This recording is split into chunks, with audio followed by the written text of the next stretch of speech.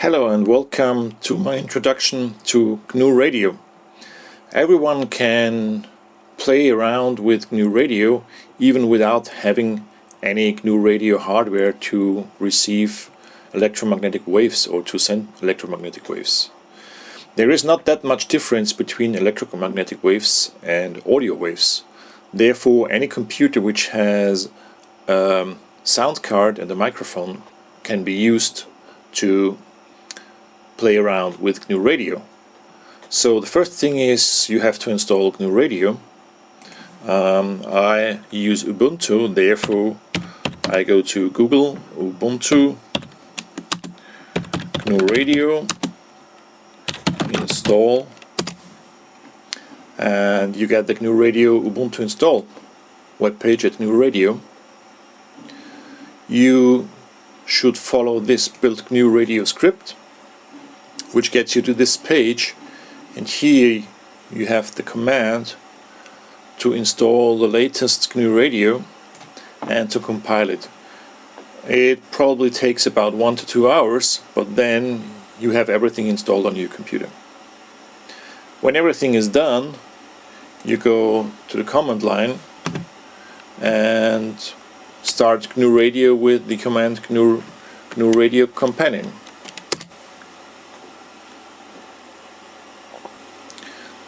Once GNU Radio is started, you see here this area with the flow graph. These two blocks are always present. On the right side you see all the signal processing blocks. We will use some of them, and here is just for the information what's going on behind the scene. First thing we will do is, as we work with audio, we need to change this variable, which has the name sample rate, to 48,000 or 48k samples per second, because this is a sample rate our audio will understand. The first thing we can do is to get the source, like the audio source. The audio source is actually our microphone. When we double click on the block, we see there is no device name. As this is Ubuntu, which is using Pulse, we need to write here Pulse. All the other things can be left unchanged. A second thing we need is we want to output this audio stream from the audio source, which is coming from the microphone, to something we can look at. And we're going down to the WX widgets, which is the waterfall. Drag and drop it here to the flow graph, and we see this is an in connector. When we connect this one click to this one click, we see that it's red, which indicates that's an error. So I press click and undo it. The reason is because here you find types. This output is of type float 32-bit, and this is of type in complex float 32-bit. So what we need to do is double click on the waterfall sync and change the type from complex to float. That's all. Now, with one click here and one click here, we can connect this microphone input and waterfall sync. So now we need to execute this flow graph. First, compile it by pressing this button. Here you get the command, you need to save this flow graph. We will give it the name audio in flow graph and store it in a directory.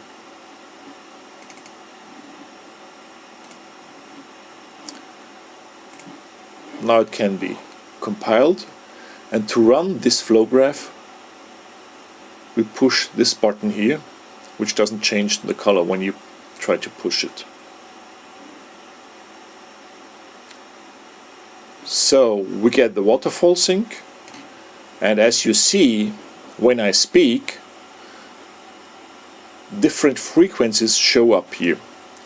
Like that's frequency 0, 2 kHz up to 24 kHz, because the maximum sample rate of 48 kHz is able to represent 24 kHz.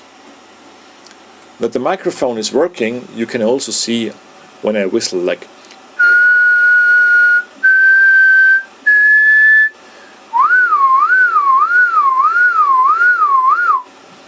great, everything is working.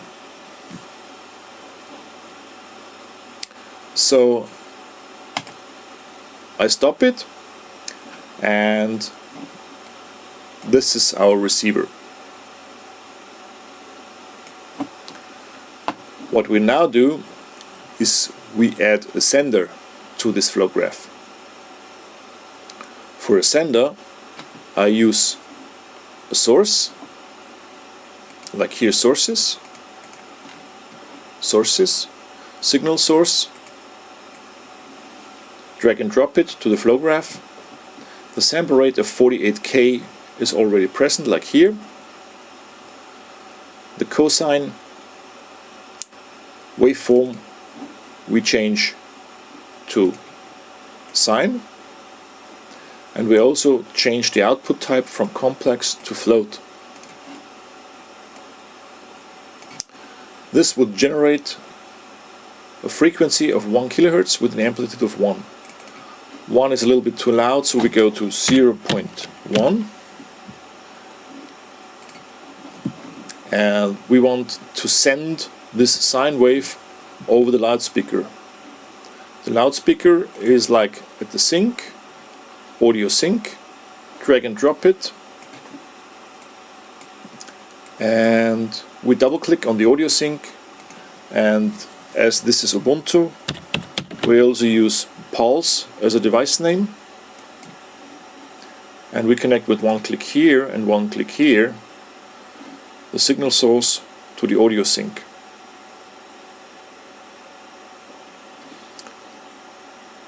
We compile and we run the flow graph.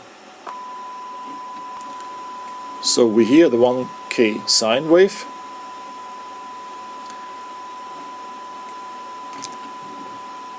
which is outputted here from the speaker, goes to the microphone and is displayed in the waterfall.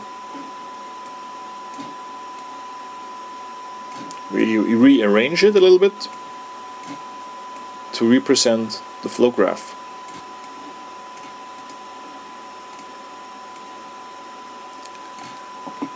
And I can also be seen in the waterfall plot, also my whistles.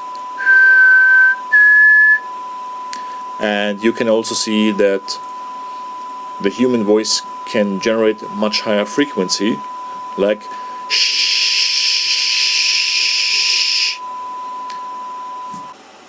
So this is quite a complete signal processing with the sender and the receiver.